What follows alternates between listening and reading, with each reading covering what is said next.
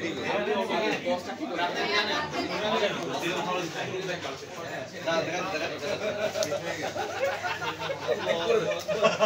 নিয়ে জোকস হচ্ছে?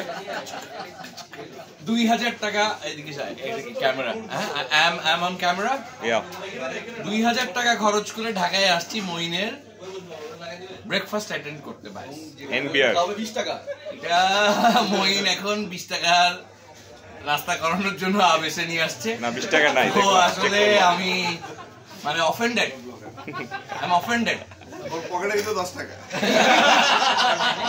এবং 10 টাকা সিফাত যখন সিলেটে গিয়েছিল তখন থেকে লাইক ইউ পুরো সিলেট সিদ্দিকের পকেটে একটা 5 টাকা নোট আছে। আমার 1000 দোষ, 1000 বাংতি থাকে না।